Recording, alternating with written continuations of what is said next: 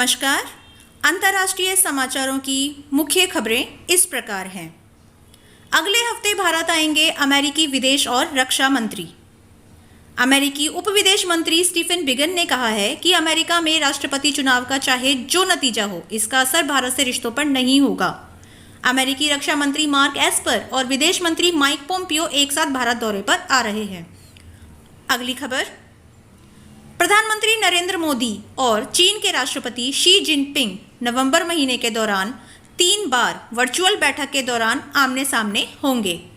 दोनों देशों के बीच शीर्ष नेताओं का 3 अलग अलग फोरम पर आमना सामना होगा। दोनों नेता एससीओ, ब्रिक्स और G20 की वर्चुअल बैठकों में आमने सामने होंगे।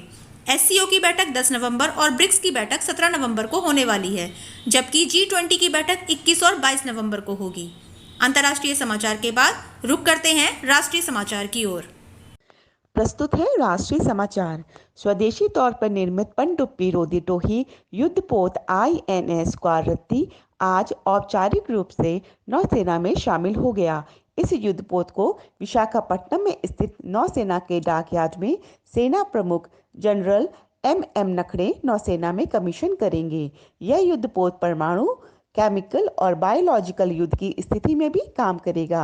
रडार की पकड़ में नहीं आने के कारण इससे नौसेना की ताकत में इजाफा होगा। अब दूसरी बड़ी खबर, पूरे देश में लागू त्रिस्तरीय पंचायत व्यवस्था जम्मू कश्मीर में भी लागू करने की मंजूरी मिल गई है। PM मोदी की अध्यक्षता में हुई बैठक में जम्मू कश्मीर में देश के अन्य राज्यों की त्रिस्तरीय पंचायत व्यवस्था लागू करने की मंजूरी दे दी गई है। इसके साथ ही अब जम्मू कश्मीर में जिला पंचायत चुनाव करने का रास्ता भी साफ हो गया है। आगे सुनिए प्रादेशिक समाचार। स्वागत है आपका उत्तर प्रदेश की मुख्य खबरों में।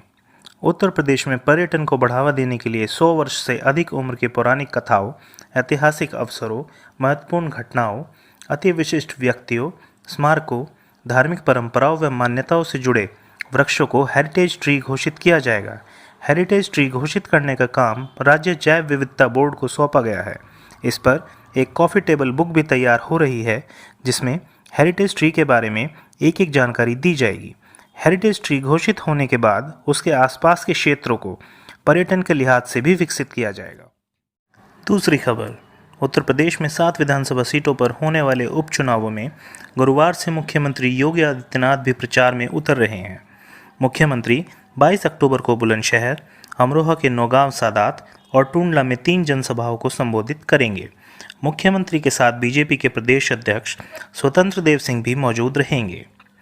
आगे सुनिए खबरें विज्ञान और प्रौद्योगिकी से।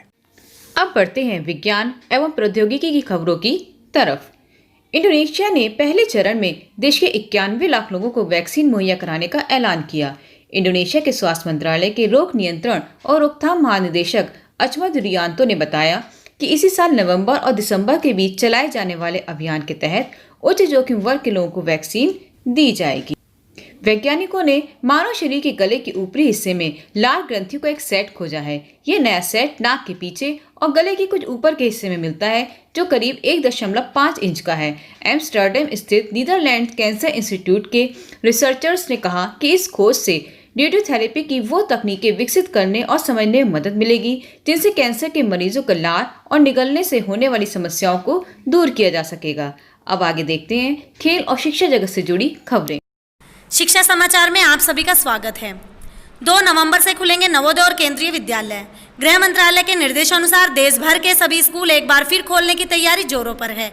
उत्तर प्रदेश, पंजाब, हिमाचल प्रदेश में स्कूलों के खुलने के बाद अब केंद्रीय विद्यालय और नवोदय विद्यालय भी 2 नवंबर से खोलने की तैयारी है। हालांकि अभी सिर्फ 9वीं से 12वीं कक्षा तक के छात्रों को विद्यालय बुलाने की अनुमति दी गई है। दूसरी खबर की ओर रुख करते हैं। मिशन शक्ति कार्यक्रम के अंतर्गत छात्राओं को दी जा रही है जानकारी। महिला और बालिकाओं की सुरक्षा और सम्मान के लिए चलाए जा रहे मिशन शक्ति अभियान के तहत प्रदेश के विद्यालयों में विभिन्न कार्यक्रम आयोजित किए जा रहे हैं, जहां छात्राओं को उनके अधिकार और कानून के बारे में जानकारी दी जा रही है। अब खबरें खेल जगत से। खेल जगत की सुर्खियां बिटोर के लेके आप तक उपस्थित अर्चना पांडे। डालते हैं एक नजर आज की हेडलाइंस पर। अंतरराष्ट्रीय तैराक अंजलि पटेल ने अपनी विकलांगता को हराकर कॉमनवेल्थ में दी जोरदार दस्तक। वहीं अंतरराष्ट्रीय खेलों से एक अच्छी खबर ऑस्ट्रेलियन ओपन टेनिस खेल से कर सकते हैं वापसी स्विट्जरलैंड के टेनिस स्टार रोजर फेडरर। समाचार अब विस्तार से। हौसलों के उड़ान के नए पक्षी का नाम है अंतर्राष्ट्रीय तैराक अंजलि पटेल, जिन्होंने 7% विकलांगता को मात देते हुए अंतर्राष्ट्रीय स्तर पर मनवाया अपना लोहा। अंतर्राष्ट्रीय तैराक अंजलि पटेल ने अपने ननिहाल के छोटे से तालाब से तैराकी का सफर शुरू किया और अब दे डाली कॉमनवेल्थ में जोरदार दस्तक तथा कई राष्ट्रीय तथा अंतर्राष्ट्रीय प्रतियोगिता में हिस्सा लेकर कई मेडल पर उनका कब्जा। अब जानते हैं खबरें अंतर्राष्ट्रीय खेलों से। स्विट्जरलैंड के टेनिस स्टार रोजर फेडरर ने कहा अगले वर्ष की शुरुआत में होने वाले ऑस्ट्रेलियन ओपन टेनिस में खेल से वापसी कर सकते हैं। उन्होंने इसी साल अपने घुटनों की कराई है 2 बार सर्जरी, इसके बाद कर रहे हैं अभ्यास। आज के खेल समाचार यहीं समाप्त होते हैं। अन्य खबरों के लिए आप बने रहें हमारे साथ।